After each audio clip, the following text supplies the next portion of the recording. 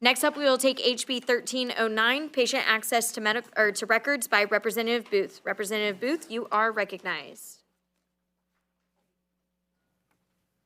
Thank you, Madam Chair, Vice Chair, Ranking Member, and members. Thank you. HB 1309 is a patient-centered bill that strengthens and standardizes a person's ability to access their own medical records in a timely manner. It requires all healthcare practitioners and facilities, excluding nursing homes, to provide records within 14 days of a request and allows inspection of records within 10 days. The bill aligns Florida law with federal law by requiring nursing homes to provide residents with access to their records within 24 hours and a copy of any requested records within 2 working days of their request. Currently, there are 6 other states which require healthcare practitioners to produce records in a shorter time frame than what is required under HIPAA. As you may remember, this bill was brought before the committee as well as the House floor and passed last session. This bill is about transparency, continuity of care, and making sure patients aren't waiting on paperwork when their health decisions can't wait. It creates consistency across healthcare settings, reduces confusion for both patients and provider, and Madam Chair, that is the bill. Thank you. Members, we're in questions of the sponsor. Representative Tant for a question. Thank you, Madam Chair. And looking on page 9 and page 11, lines 202 to 204, and then the same language on line 259 to 262, it talks about a court-appointed representative or a person designated by a client or by a court of competent jurisdiction to receive copies of the client medical care and treatment or interdisciplinary records. Who might that be? Who might that third party be that the court is? You're recognized. Thank you, Madam Chair, and thank you for the question. So the access to the records is any person designated by the patient to receive copies of the patient's medical care and treatment records. Follow up, you're recognized. Could it be a non-family member that is appointed? You're recognized. Thank you, Madam Chair, and thank you for the question. So the legal representative is any person, as we said, designated by the patient to receive the copies of the records. Follow up. That's it for now. Thank you. Representative Woodson for a question. Thank you, Madam Chair. Well, I need you to clarify this one for me. How does your bill ensure that requests by a patient or physician are prioritized before over third-party requests? Because you have the patient, you have the physician, and you have the third party. How does your bill ensure that those requests by patients and physicians are prioritized over the third-party requests? You're recognized. Thank you, Madam Chair, and thank you, Rep. Woodson, for the question. This bill's simplicity establishes timeframes for a shorter period of time when the patient can already access their own records. Follow up. You're recognized. Thank you, Madam Chair. I understand that you are trying to get, the third-party requests also, but sometimes we have issues with patient and physician getting those requests filled on time. And now by adding third-party requests, I want to make sure that it's clear how do you prioritize the patient and the physician from the third party. I believe It's not clear, Madam Chair. I believe she already answered that question. If you would like to add any more clarity, if not, we can circle up later. It's not clear. Representative Hart-Lohman, you're recognized. I have one more, Madam Chair. All right, Representative Hart-Lohman, and I'll get back to you, Representative Woodson. Thank you, Madam Chair. Rep, I'm just trying to understand, is this bill in any kind of conflict with the HIPAA privacy rules that we already have on record now? You're recognized. Thank you, Madam Chair, and thank you, Rep. Hart. No, HIPAA establishes the outer limit when records must be produced. States are allowed to set a shorter time period. Follow up. You're Yes. recognized. Yes, ma'am, thank you very much. I'm just trying to understand if HB 1309 would deprive people from the ability, can I not have a third party look at my portal if I don't want them to, and how could I stop that? You're recognized. Okay. Thank you, Madam Chair, and thank you for the question. The bill addresses simply, it doesn't change any of the way that that's happening. It just simply establishes the timeframes in which patient records can be produced. Representative Woodson, you're recognized. Thank you, Madam Chair. Rep, my other question to you is, can you elaborate on any safeguards in the bill to secure patient information? You're recognized. Thank you, Madam Chair. Thank you, Rep. Woodson, for the question. This bill does not change current law on who can have access to a patient's records. Under the current law, a patient has the authority to grant access to their records to anyone that they want for any purpose that they want. The bill does not change that. Any further questions? Representative Woodson for one more follow-up, and Thank then I'll you, get to Madam you, Chair. Representative Harloman. Thank you, Madam Chair. Rep, in the case of an unauthorized third party, can you tell me what safeguards you have in the bill to address that, to secure patient information? I believe Representative Booth has talked about this and answered this question repeatedly. So if there's anything you want to add, you are certainly welcome to it, but I believe you have answered that pretty clearly. Representative Hartloman, you are recognized. Thank you, Madam Chair. I just want to better understand if, on the form, most of the time when we are releasing information, if I don't want my information released to a third party, there is normally a square there that I can mark, and this information will not be released, even with this bill, with what we're doing now. Once again, I believe Representative Booth has answered this, but if there's anything more you would like to add on to that? All right, I think that's been asked and answered. Any further questions? Seeing no further question. Okay, one more, you gotta get your hand I up promise faster. it's the last one. One more. So how do we deal with a breach if a third party has my information? Is there some kind of a safeguard to keep that from happening?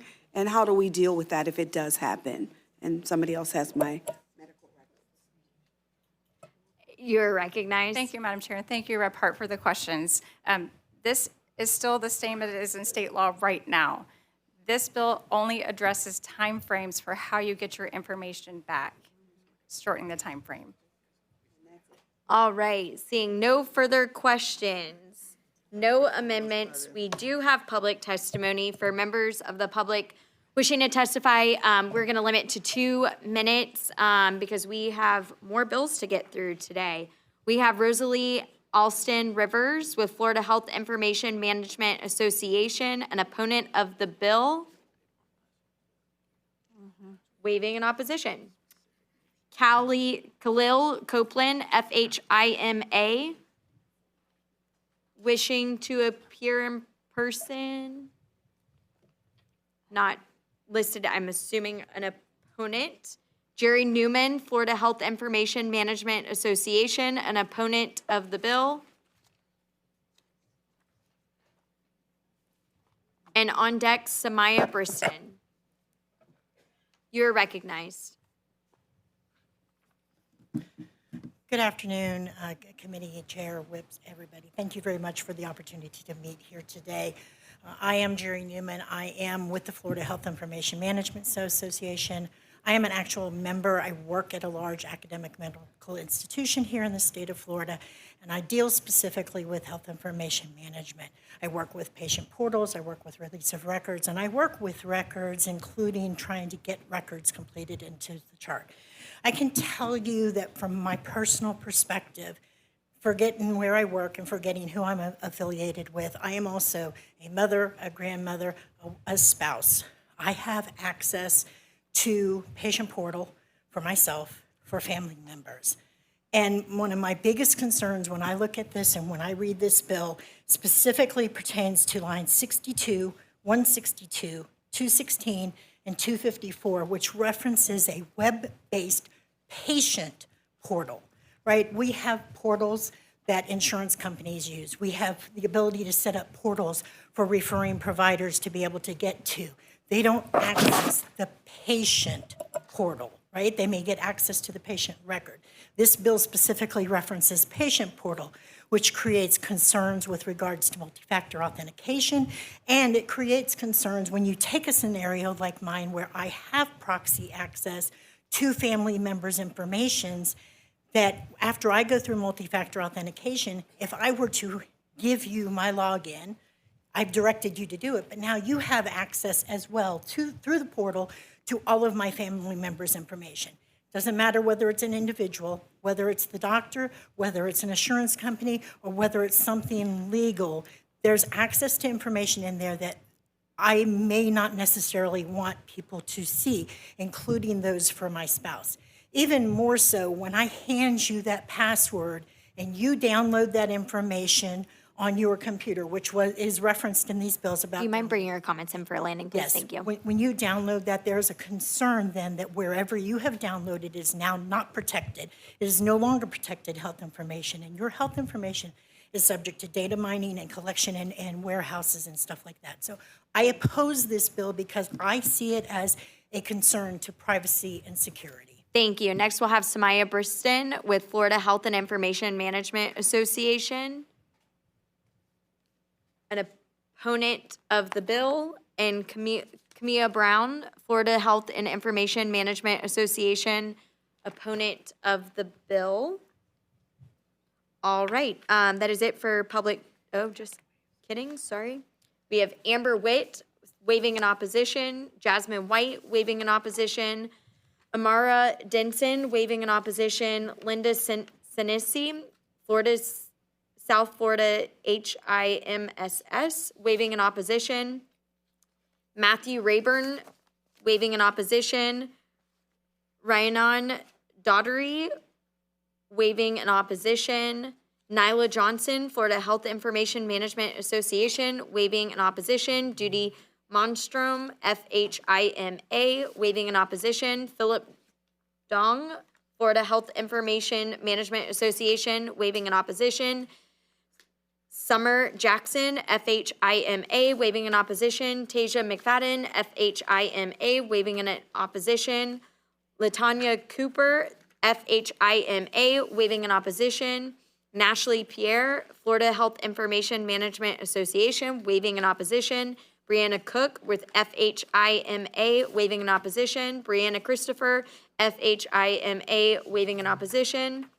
Dr. Stephanie Thomas, FHIMA, waiving in opposition. Shazelle Edge, FHIMA, waiving in opposition.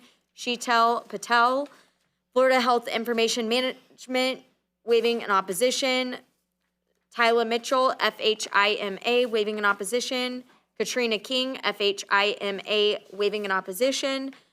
Amia Brown, FHIMA, waiving in opposition. All right, members, we are in debate, and I would ask that you please be brief in your debate. Representative Redondo, you are recognized. Thank you, Madam Chair. I just want to make a few points. Some of the comments I've heard in this stop and other stops are frankly misguided at best.